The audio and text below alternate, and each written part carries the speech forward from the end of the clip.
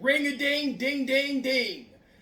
Welcome to the 21st century of muscular Christianity, and I'm going to be talking about President Theodore Roosevelt, who exemplified muscular Christianity and promoted such. Hold on, let me get the fight bill.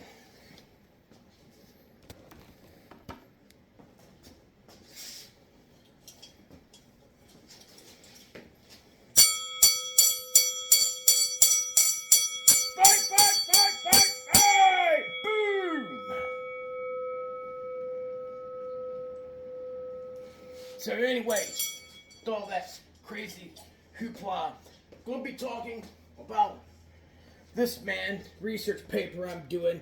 You might conclude I'm sort of a fan of the bull moose, considering I have a double glass, reverse framed piece of him here. I love where they have him in different emotions, how animated he was. And that also shows his passion. So the one thing about Teddy Roosevelt is somebody, I identify with him. I've had a lot of battles in my life.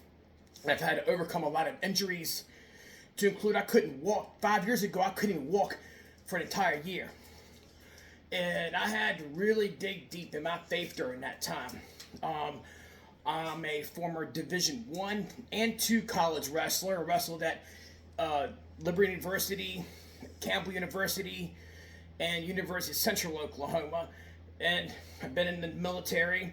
You know, I'm a veteran, U.S. Air Force salute, and respect Teddy for his patriotism. But I'm very animated. I find that people who've been through a lot of adversity, such as Teddy being a sickly young boy, that they have a very animated passion. I'm very animated. Probably not going to find a dull moment around me or back then Theodore Roosevelt. It's just reality. But I just love the animation he has here. And that's why I had that professionally framed. And this shows him as a sportsman back here. I love where it shows him here getting in the boat and all.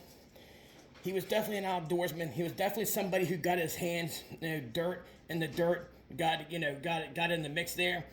But he was also a man of faith and unapologetic for it, and believed that the strenuous life was a combination of not just your Christian faith, but also the application of it being through strenuous work, all how your walk in life as well. A lot of people talk the talk, but they don't walk the walk. They go and they do a little private prayer. They go to church. They're seen, but beyond that, what does your Christianity say in your walk? I've been wearing the same necklace. No, it's not Catholic rosary. I had a missionary give this to me. It's made of olive wood from Israel. They gave this to me about 35 years ago. I've worn this every day ever since. Anyways, but that's just a symbolism. But people do stop me and ask me. And I've had plenty of times where I've been around liberal people, or people who were probably opposed to God, opposed to the gospel of Christ, and I told her straight up what I was about, and oftentimes there's been a few times where people it got me into a situation where they was able to bring them to God. But Teddy Roosevelt brought people to the muscular Christianity way of life, and he did that through various speeches. He did it through his walk in life. He put it into action. I'm bringing you over here to show you one of my favorite things.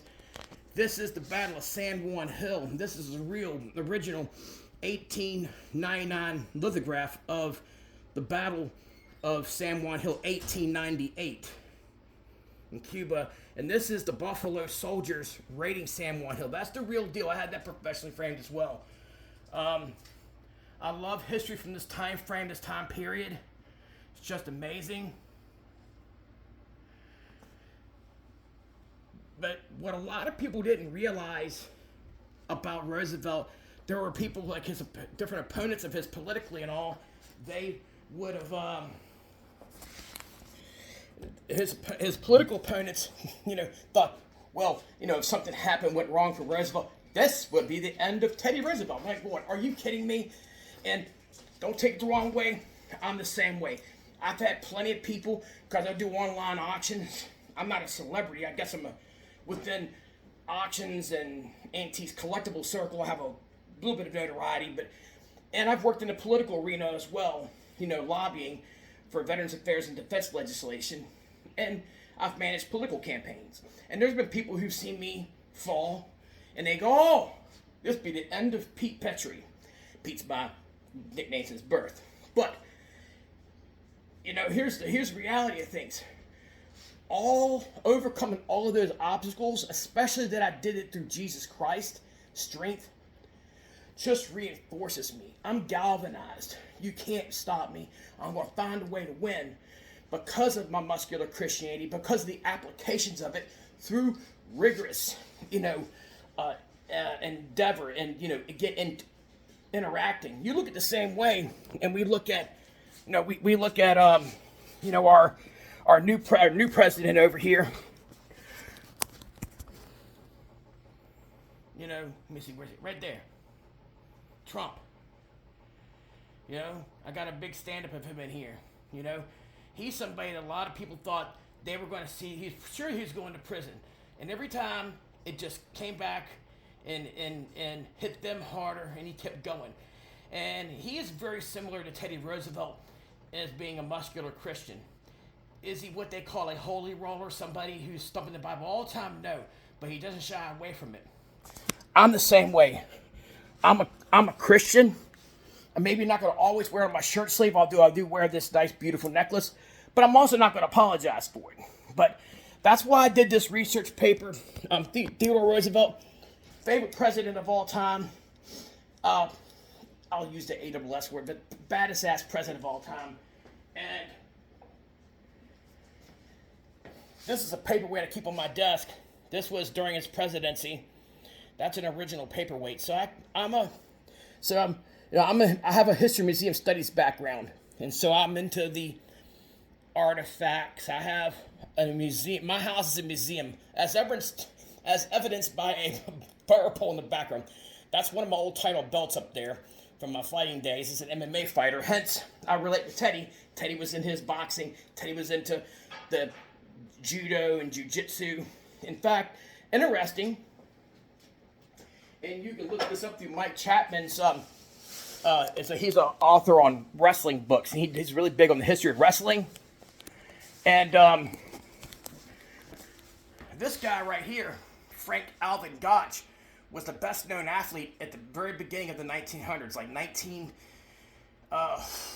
09 to about 1915. I mean, there were Harley Davidson ads, etc. The reason I'm telling you this is Teddy Roosevelt had that man. He's in all these pictures doing his demonstrations. Teddy invited him to come to the White House. And he figured he was being invited because he had just won a world championship, right? Because this was the first, Frank Gotch was America's first world champion from this country. And in a form of wrestling called catch wrestling, where you finish by pinfall or submission hold. Anyways, much of the mood's banned now, gotten softer in society. But Teddy invited Frank Gotch to come there. He had no idea that Teddy Roosevelt had recruited the most notable, most feared Japanese judo expert to come over for Frank Gotch to take on. And Gotch finished him quick. And Teddy afterwards said, that's the spirit of an American. You can never beat him.